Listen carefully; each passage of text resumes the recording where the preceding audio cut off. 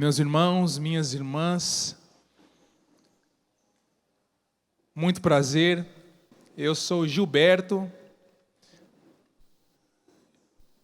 conhecido também como Giba, missionário da comunidade Canção Nova há quase 14 anos.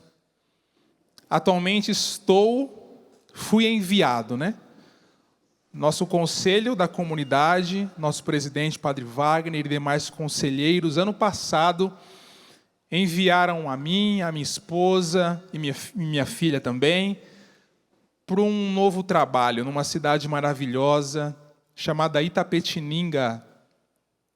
E estamos lá, vivendo esse desafio, Esse lindo desafio. O Padre Jonas, nos inícios da Canção Nova, ele que nos seus escritos dizia que, nos inícios da Canção Nova, algo dizia a ele que não seria fácil.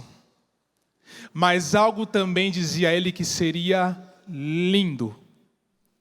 Da mesma forma, quando fomos enviados para Itapetininga, algo me dizia que não seria fácil. Mas também algo me dizia que seria lindo. E já está sendo. Já está sendo. Graças a Deus. Estamos nessa quinta-feira de adoração, a última quinta-feira do ano antes do Natal. E nós, Canção Nova de Itapetininga, tivemos aí esse presente de estar aqui conduzindo. Viemos com uma caravana bonita. Levanta a mão aí, a galera de Itapetininga. Isso, viemos com uma caravana bonita de lá. Saímos de lá 11 da noite, chegamos 5 da manhã. Para estar aqui com vocês, rezando. Quero acolher, então, vocês que estão aqui, que vieram conosco. Obrigado. Obrigado pela acolhida com a Canção Nova, pelo carinho com a Canção Nova, pela abertura, pela confiança, Pela confiança nessa obra de Deus. Vocês não são amigos do Gilberto. Vocês não são amigos do Giba. Eu rezo a Deus e peço que vocês sejam amigos da Canção Nova. Da Canção Nova. Que assim seja. Quero acolher vocês que estão aqui. Quero mandar um grande abraço. Quero acolher também, mandar um grande abraço para cada irmão e irmã de comunidade que aqui está trabalhando, servindo, seja aqui, seja por trás das câmeras, cada departamento, irmãos mais antigos do que eu, que antes do Gilberto pisar aqui, asfaltaram esse terreno. Deus lhes pague, viu? Pela luta de vocês. Cada irmão também mais jovem que eu, que também tem dado sua vida. Quero acolher cada colaborador da Canção Nova, muitos que, além de colaboradores, se tornaram amigos, Parceiros aí, Ministério de Música, o Braz, irmão, Quero acolher a todos. Quero mandar um grande abraço ao nosso bispo Dom Luiz, lá de Itapetininga, que, é um pai. Nos deu a bênção de envio para estarmos aqui. A Dom Luiz, sua bênção. Conte com a nossa oração também. Acolha o povo de Itapetininga. Acolha o povo do Brasil, do mundo, pelo sistema Canção Nova de comunicação. Acolho você, que é família Canção Nova, e que mantém essa obra, viu? Você que confia, que acredita, você que com seu pouco nos ajuda a evangelizar, Deus lhe pague. Muito obrigado a você, que é família Canção Nova. Quero convidar você que está aqui a pegar sua palavra, pega sua Bíblia comigo. O tema da nossa pregação nessa tarde, tivemos já uma manhã muito bonita, muito abençoada. O Éder esteve aqui pregando, uma bênção, graças a Deus. Rogerinha rezou, rezamos juntos. Deus já falou bastante, não falou? O Éder que pela manhã nos falou desse plano de amor e salvação. Deus que não improvisa, Deus que não tem atalhos, Deus que não tem rascunhos, não, Ele tem um plano de amor para cada um de nós. E nessa última quinta-feira do ano, antes do Natal, nós queremos meditar sobre a nossa esperança que virá. Estamos no Advento, amém? Advento que é esse tempo de preparação para o Senhor que virá. O Advento que é dividido em duas partes. A igreja divide o Advento ele que tem 4 semanas. 2 primeiras semanas, a igreja, em sua liturgia, vai nos envolvendo, vai nos tocando, vai nos levando a meditar sobre o Senhor que virá em sua segunda vinda. Segunda vinda. E as 2 últimas semanas, a igreja nos prepara para o Natal. O Éder já falou bastante, falou muito bem, graças a Deus, sobre o Senhor que quer nascer. Ele quer nascer nos nossos corações. Ele quer nascer no meu coração. Ele quer nascer no seu coração, Wagner. Joelma. Ele quer nascer nos nossos corações. Mas, como eu disse, o Advento também nos remete ao Senhor que virá em sua segunda vinda. Então, a palavra de Deus diz em Atos dos Apóstolos, capítulo 1, versículo 6. Estando, pois, reunidos, eles assim o interrogaram: Senhor, é agora o tempo em que irás restaurar a realeza de Israel? E ele respondeu-lhes: não compete a vós conhecer os tempos e os momentos que o Pai fixou em sua autoridade. Mas recebereis uma força, a do Espírito Santo, que descerá sobre vós, e sereis minhas testemunhas em Jerusalém, em toda a Judéia e Samaria, e até os confins da terra. Dito isto, foi elevado à vista deles em uma nuvem, e uma nuvem o ocultou a seus olhos. Estando a olhar atentamente para o céu, enquanto ele se ia, 2 homens vestidos de branco encontraram-se junto deles, e lhes disseram: homens da Galileia, por que estáis aí a olhar para o céu?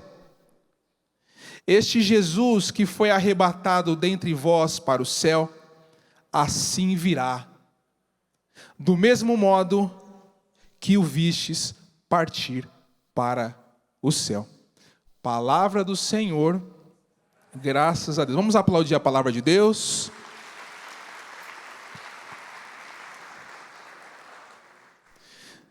Meus irmãos, na Canção Nova nós aprendemos um método de estudo bíblico com o Padre Jonas. Ele que estudou a palavra profundamente, era conhecido como Jonas da Bíblia, e desenvolveu um método chamado a Bíblia no meu dia a dia. Vocês conhecem. E nesse método, nós podemos dizer que aqui temos uma promessa de Deus. Homens da Galileia, por que estáis aí a olhar para o céu? Este Jesus que foi arrebatado para o céu, assim virá, do mesmo modo que o vistes partir para o céu.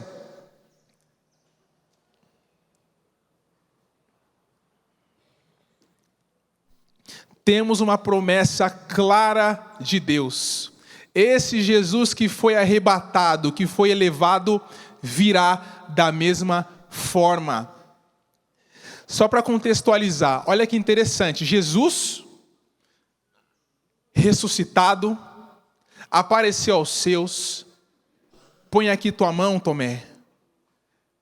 Passou ali momentos com eles antes de ser elevado. E eles que ainda tinham essa mentalidade de que ele seria um relibertador político, Perguntaram: Senhor, é agora que vais restaurar a realeza de Israel?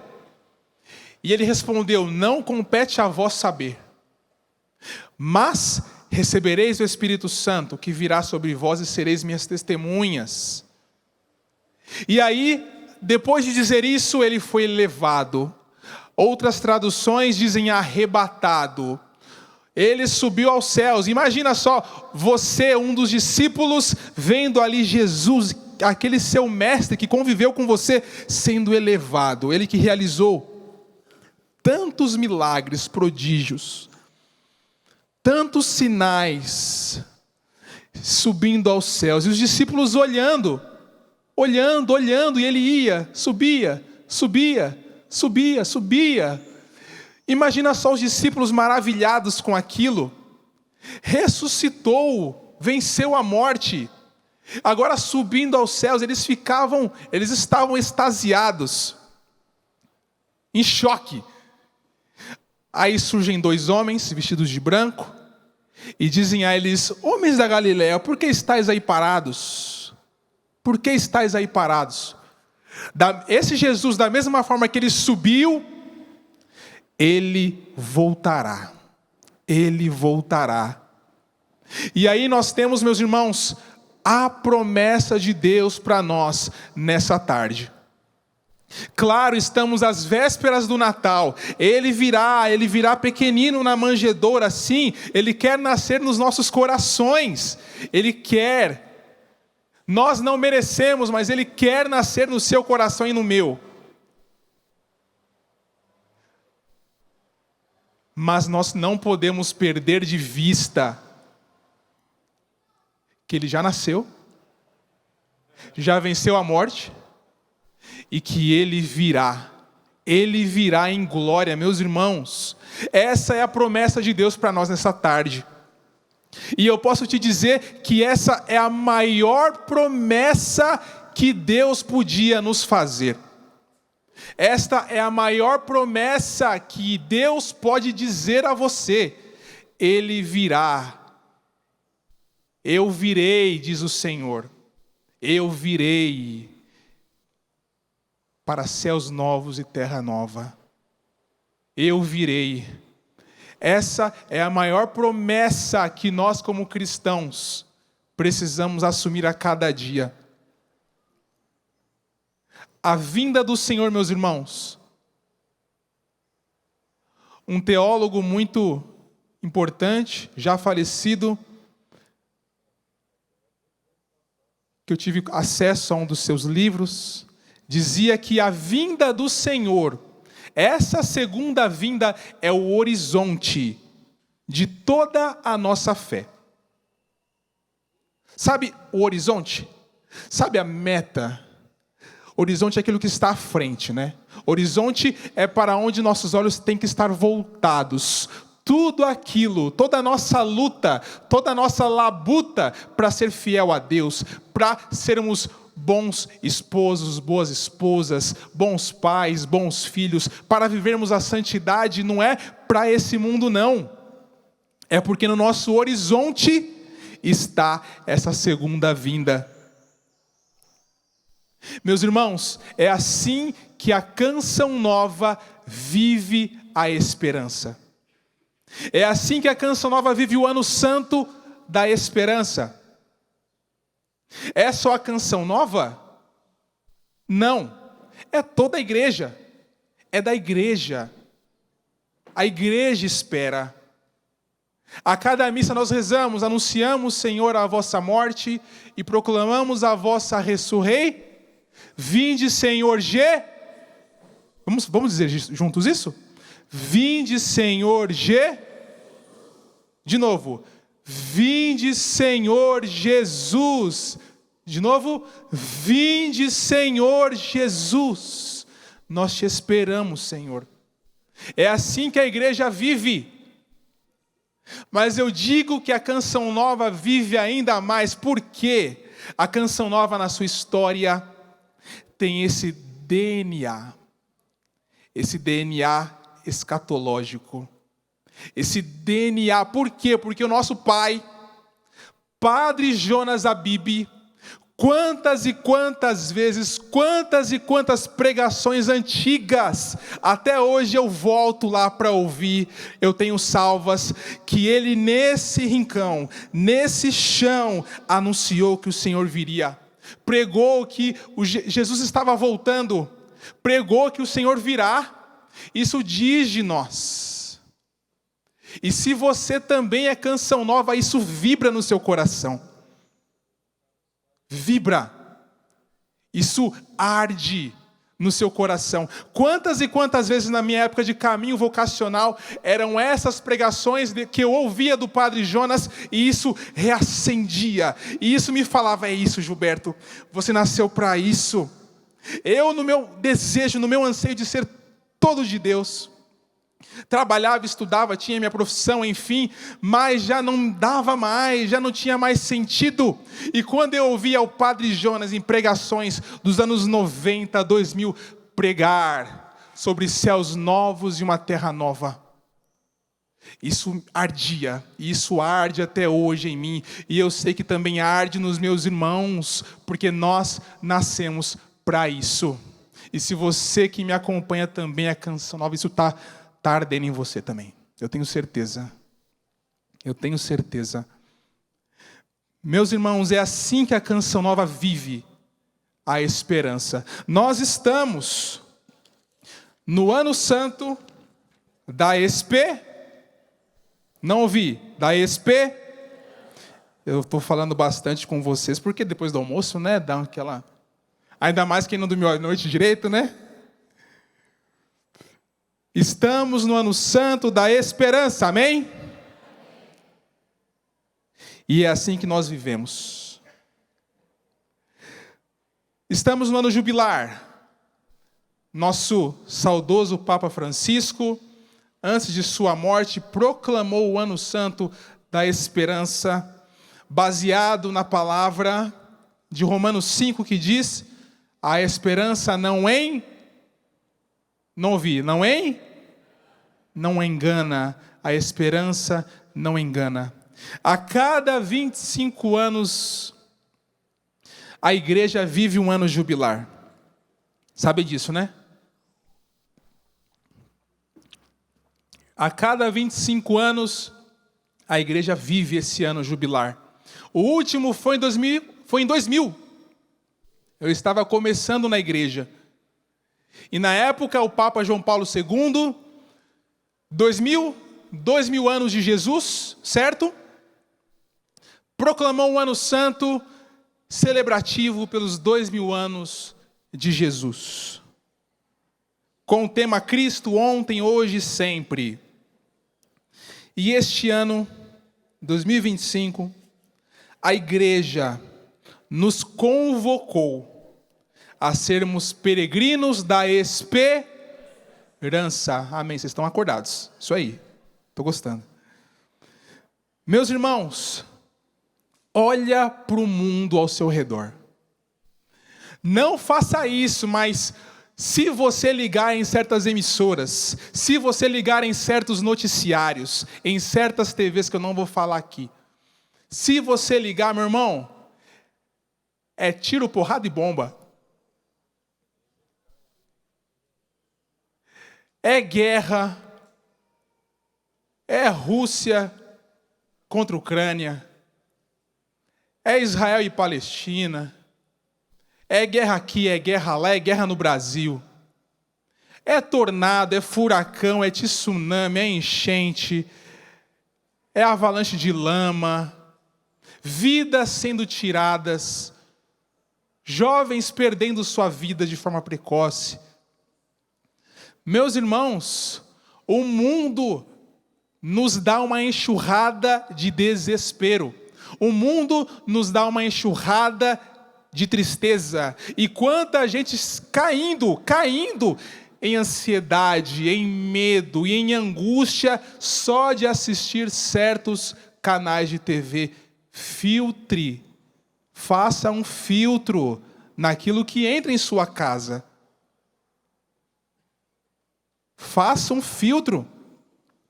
E aí a igreja, mãe e sábia, nos convoca, na verdade, nos desafia. Aí, em meio a tudo isso, aí, em meio a toda essa avalanche negativa, a viver e a proclamar, a viver, a eu, Gilberto, ser o primeiro a assumir e transbordar a esperança. Vai lá onde você mora, olha para uma mãe que perdeu seu filho e fala para ela, esperança. Não é um desafio? Vai lá onde você mora, seja em Itapetininga, São Paulo, São Bernardo, minha cidade, Rio, Minas, Espírito Santo, Nordeste, Sudeste, Norte, outros países. Vai lá para alguém que está desesperado, sem ter o que comer, alguém desempregado, vai lá e fala, esperança. Não é um desafio? Tremendo. Tremendo porque muitas vezes nem nós sabemos como se dará e somos chamados a levar a esperança. É desafiador demais. Mas a igreja, e São Paulo diz, não vos conformeis com este mundo, e nós não nos conformaremos. O mundo diz, não tenham filhos. O mundo diz, não tenha filhos não, porque dá despesa. Adota ali uma calopsita, está tudo certo. Pega uma tartaruguinha, dá menos trabalho. Nós não nos conformamos, não nos conformaremos. Nós teremos filhos, sim, claro, com prudência, com sabedoria, mas crendo que Deus proverá. Crendo que Deus proverá. Cheguei em Itapetininga esse ano. Quando cheguei, aquele ajuste, arruma a casa, compra isso, compra aquilo. Quando vai ver, o dinheiro, acabou. Certo dia, estou na cozinha, olho para a Flávia, olho para a fruteira, tinha 3 bananas, ovo tinha acabado, e lá em casa ovo é carro-chefe, né? Maria Esther ama um ovo mexido, eu também. Um olhou para o outro e falou, amor, vamos passar no crédito, né? Passa no crédito lá, mês que vem, quando cair a côngrua, a gente quita. Fechou. Isso de manhã. Passou um tempo, um irmão de Itapetininga, que eu estava chegando, nem me conhecia ainda bem, mandou mensagem falando, Gilberto, beleza? Beleza. Você gosta de mel? Eu falei, opa, sou quase uma abelha. Ele falou, maravilha, vou levar para você aí mel. Quando o irmão bateu lá em casa, ele levou mel no favo, num pote. Mel no favo, sabe mel de verdade? No favo. Ele levou bandeja de ovo. Ele levou penca de banana. Ele levou limão Tahiti, limão rosa, ele levou manga, ele levou uma feira. Mas isso é só comigo? Não. Isso é com quem decide viver a esperança. Poderia murmurar? Poderia. Ia passar no crédito? Ia. Mas Deus se antecipou. Não porque eu sou bom. Não porque eu sou bom. Deus se antecipou. Esperança, meus irmãos. O mundo nos diz para cá. Se o mundo fala para cá, irmão, não vai. O mundo diz, não tenha filhos. O mundo diz, esbanje, curta mesmo a vida. Gaste. A vida é uma só. Não, nós não nos conformaremos. Vivemos a esperança. E o que é esperança? A esperança é uma virtude, meus irmãos. Uma virtude teologal, uma virtude teologal. Diz o catecismo, é a virtude teologal pela qual desejamos como nossa felicidade o reino dos... Vamos dizer juntos? Repete comigo. A esperança é a virtude teologal, pela qual desejamos como nossa felicidade o reino dos céus. O catecismo ensina que virtude teologal é uma virtude que diz de Deus, diz do próprio Deus e nos leva para Deus. É um dom que Deus derrama sobre nós, a virtude teologal. Ele derrama para que nós possamos se achegar e viver em intimidade com Ele. É a esperança. A esperança nos une a Ele. Mas o que é esperança? Claro, é a virtude teologal. Eu posso ter esperança de fazer uma faculdade, comprar um carro, ter um bom trabalho? Sim. Sim. Sim. Eu posso ter a esperança de que a minha filha faça uma boa faculdade, se forme? Sim. São coisas boas, não são? A vida é boa. Deus nos deu a vida, é dom dele.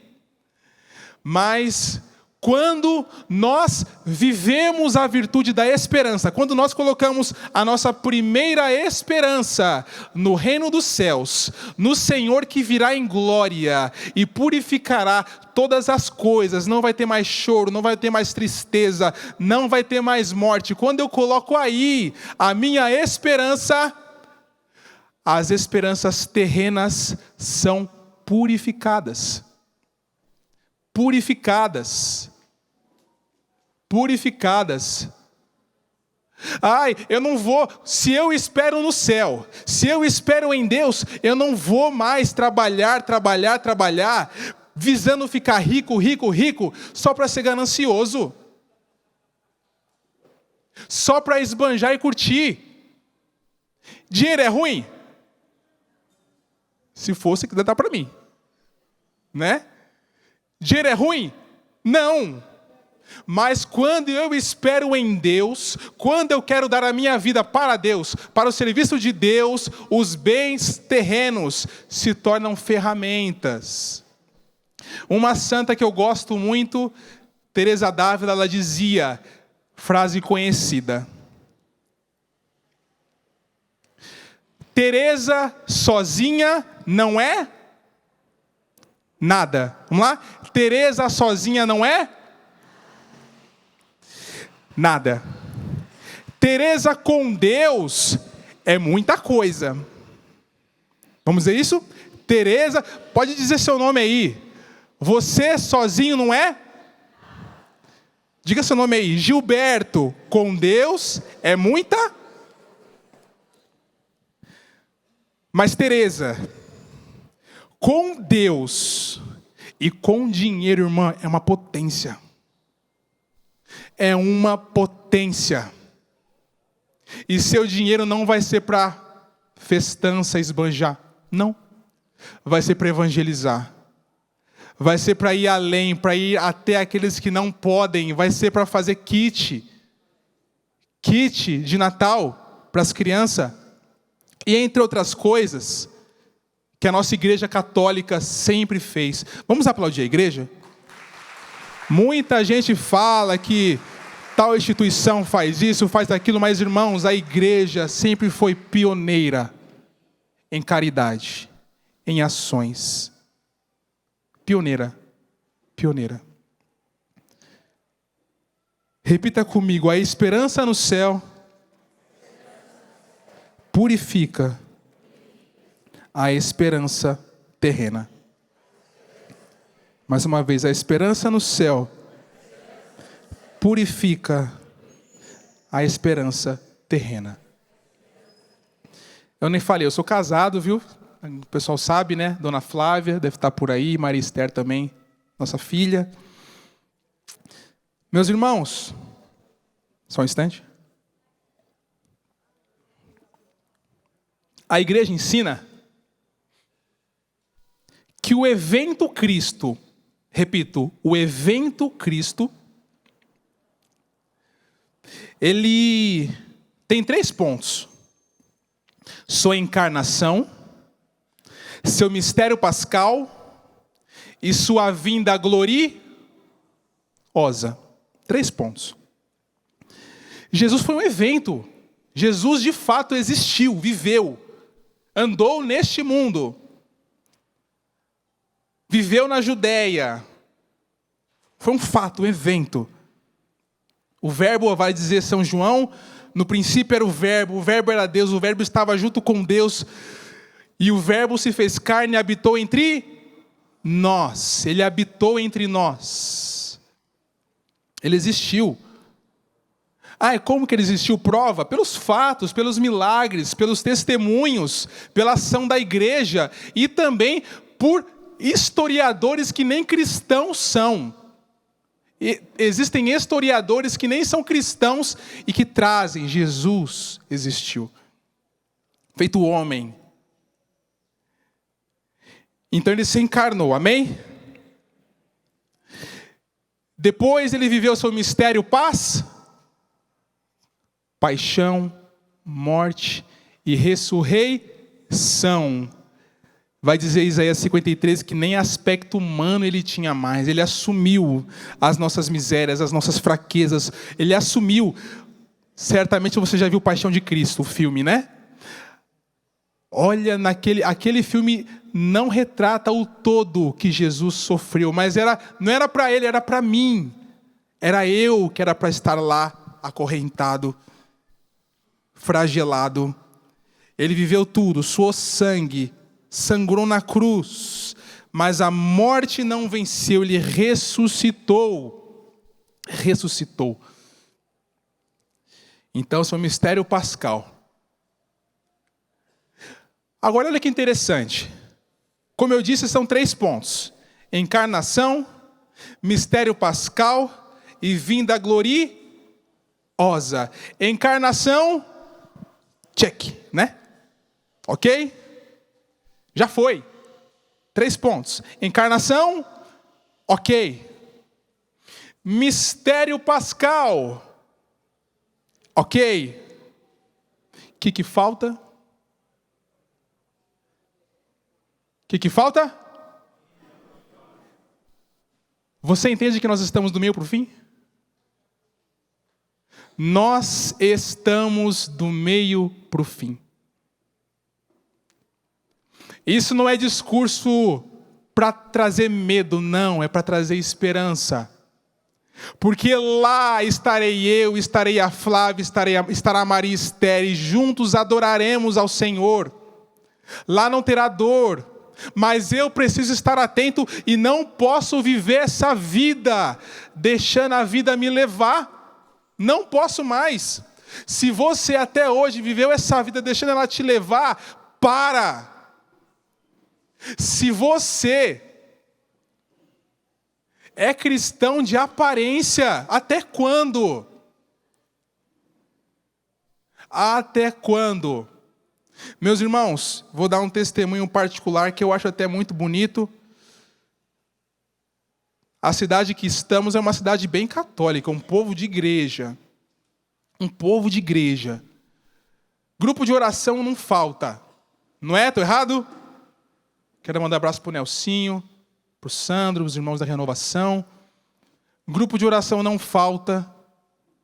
Mas quantas e quantas vezes eu já passei em alguns lugares ali na cidade, até mesmo, né, padaria, posto de gasolina, que você vê, só de olhar você vê que é uma pessoa que não conhece ainda a Deus e que está levando uma vida contrária àquilo que Deus quer. E a pessoa olha para você e fala: obrigado, Deus te abençoe. Como assim? Não pode ser da boca para fora. Não pode. Se até hoje eu estou falando para mim também. Sou missionário, mas tenho também minhas lutas. Meus irmãos, se até hoje nós vivemos certas acomodações em nossa fé, em nossa vida cristã, chega. Nós não podemos, eu digo também para mim, eu não posso. Nós já estamos do meio para o fim. Ele já encarnou, ok. Glória a Deus. Ele já viveu o seu mistério pascal, já viveu, mas estamos já na terceira parte, no último quadrado, do meio para o fim. Não temos muito tempo. Não temos muito tempo. Volta comigo, você que está com a palavra aí, em Atos 1, capítulo 6.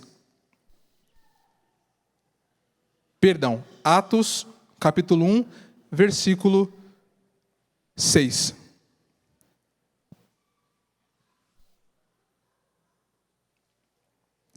Estando, pois, reunidos, eles assim o interrogaram: Senhor, é agora o tempo que irás restaurar Israel? Ele respondeu-lhes: não compete a vós conhecer os tempos e os momentos que o Pai fixou. Versículo 8, vamos ler juntos? Versículo 8: mas recebereis uma força, a do Espírito Santo, que descerá sobre vós, e sereis minhas testemunhas. Nesse trecho, nós temos duas partes. Primeiro, recebereis uma força. Se ele diz que receberão uma força, é porque eles iriam precisar de força. E aí Jesus subiu aos céus e olha quanta coisa o povo judeu viveu. Olha quantos martírios o povo judeu passou. Desde os imperadores que governaram, Nero causou catástrofes, atrocidades com os cristãos. Mas por que os cristãos não desistiram? Porque que, como diz a frase, não me recordo quem diz, mas sangue de cristãos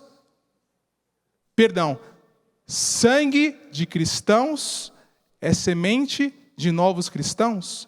Não me lembro se é a frase exatamente assim. Mas por quê? Porque eles tinham o Espírito Santo. O Espírito Santo veio sobre eles e derramou sobre eles a força.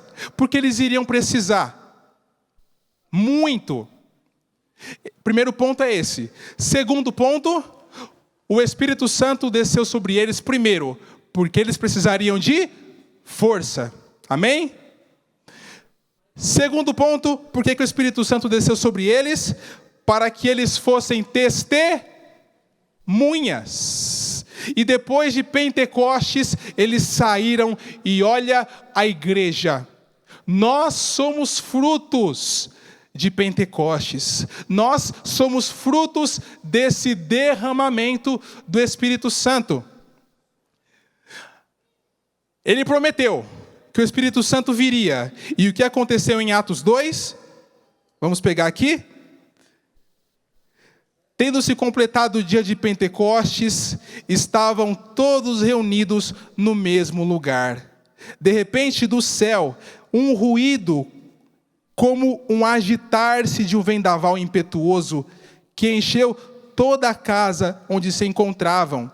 Apareceram-lhes então línguas como de fogo, que se repartiam e pousaram sobre cada um deles. E todos ficaram repletos do Espírito Santo. Meus irmãos, ele prometeu que viria uma força, que daria força para que eles fossem testemunhas. E aconteceu Atos 2, Pentecostes. Pentecostes foi o primeiro derramamento do Espírito Santo. Primeiro. Claro, o Espírito Santo agiu nos profetas, mas derramamento em um povo dessa forma, Pentecostes foi o primeiro. Passou Pentecostes, passaram-se os discípulos, os apóstolos. Quando aconteceu outro derramamento do Espírito Santo? Alguém sabe? 1967, em Duquesne, Estados Unidos, quando se iniciou a renovação carismática. Meus irmãos, da mesma forma como o Senhor prometeu e enviou sobre eles o Espírito Santo em Pentecostes, do mesmo jeito aconteceu novamente pela segunda vez no final dos anos 60, início de 70, e cá estamos. Meus irmãos, Pentecostes foi um marco. O Espírito Santo derramado em Pentecostes foi um marco para que os apóstolos fossem fortes, firmes em Deus e anunciassem. Da mesma forma, Pentecostes renovado em 67 é um outro sinal. A renovação carismática, meus irmãos, não é somente um movimento. A renovação carismática não é somente para um grupo, para uma ala, não. Ela é da igreja. Ela é da igreja. Claro, o Espírito Santo continuou sendo derramado. Vieram santos, quantos e quantas santas, cheios do Espírito Santo. Mas quando aconteceu de novo esse derramamento? Em Duquesne. E nasceu a renovação carismática. E nós, Canção Nova, somos frutos disso. Por que eu estou dizendo isso? Porque o Espírito Santo está nos falando. Nós também hoje vivemos tempos difíceis. Nós também hoje vivemos tempos duros.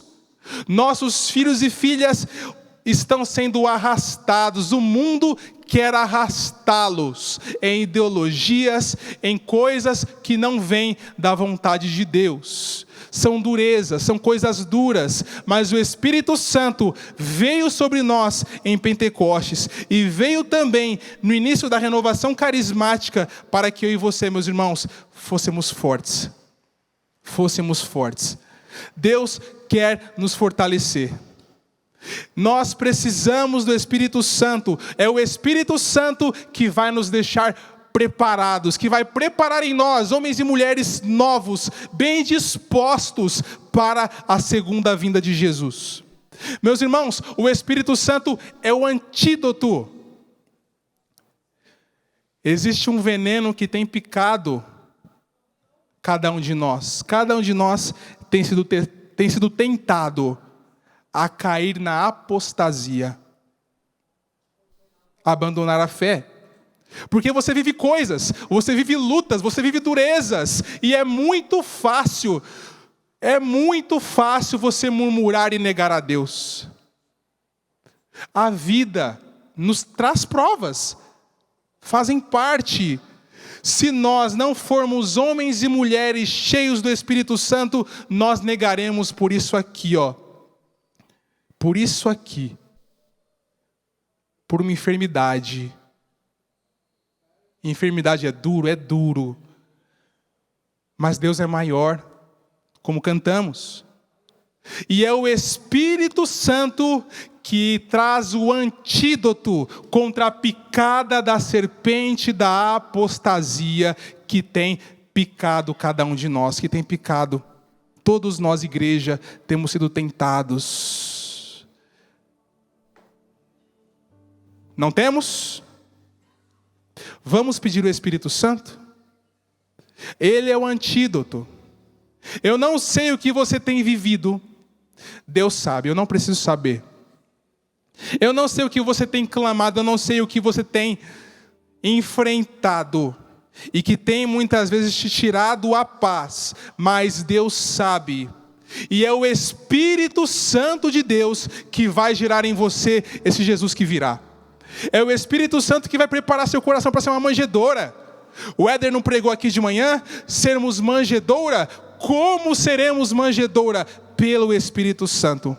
Como eu seria uma manjedoura limpa para Jesus nascer? Pelo Espírito Santo. E como eu vou me conservar limpo para que Ele venha em sua segunda glória? Ele já nasceu.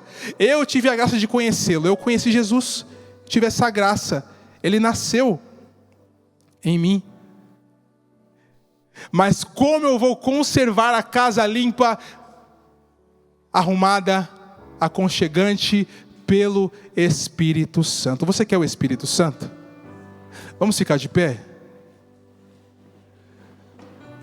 Espírito de Deus, eu quero convidar você, meus irmãos, a pedir com suas palavras. Esse dia tem sido um intensivão para nós. Um intensivão, um intensivo do Espírito. Muitas vezes fazemos intensivo de tantas coisas, né? Intensivo de estudo, intensivo de atividade física, enfim. Mas nós queremos hoje ter esse intensivo do Espírito Santo. Então, com suas palavras, vá pedindo ao Espírito Santo. Em português, como o Padre Jonas dizia, em português, vá falando. Fale como quem fala com um amigo. Fale como quem fala com um amigo. Amigo, ele é seu amigo. Espírito de Deus, tu conheces meu coração. Sabe do que eu preciso. Sabe como eu preciso ser um bom pai, um bom esposo. Sabe das minhas lutas para ser paciente. Sabe das minhas lutas para não murmurar, para não julgar. Espírito Santo, sabe do meu cansaço. Sabe como esse ano foi intenso. Sabes, Espírito Santo, sabes quanto eu preciso. Sabes quanto eu preciso de Ti, Espírito Santo, para não negar, para não trair. A cada instante, a cada segundo, a cada momento eu não posso dar uma brecha, Espírito Santo. Eu preciso ser cheio no trabalho, no estudo, na faculdade, no esporte. Eu preciso ser cheio em todos os lugares. Vem, Espírito Santo, vem. Minha alma tem sede de Ti, ó meu Deus. Minha alma suspira por Ti. Sopra em nós, sopra em nós, sopra em nós. Somos Seus filhos, ó Pai. Estamos reunidos em Teu nome. Sopra, sopra em nós, sopra em nós. Somos Teus filhos, ó Pai. Estamos reunidos em Teu nome. Levanta teus braços e peça em nome de Jesus. Vem, ó vento impetuoso, vem neste lugar, fortalece o que é santo com o Teu poder. Rasga o céu, ó meu Pai, sopra hoje aqui. Vem Espírito Santo, peça a Ele que vem, vem. Eu quero ouvir a sua voz agora, força, vem, vem, vento impetuoso. Vem neste lugar, vem neste, fortalece com Teu poder. Rasga o céu, ó meu Pai, sopra hoje aqui no meu coração, Senhor. Vem, vem Espírito Santo, vem, solta a tua voz, força, força. Vamos clamar, ó vento impetuoso, vem sobre nós, vai. Ó, vem neste lugar com Teu poder, Senhor. Teu poder rasga o céu. Sopra, Senhor, aqui. Vem Espírito Santo. Vamos explodir agora nessa canção, que é uma oração, um pedido. Vem, vem Senhor. Ó vento impetuoso, vem neste lugar, fortalece o que é fraco, Senhor, com o Teu poder. Rasga o céu, ó meu Pai, sopra hoje aqui. Vem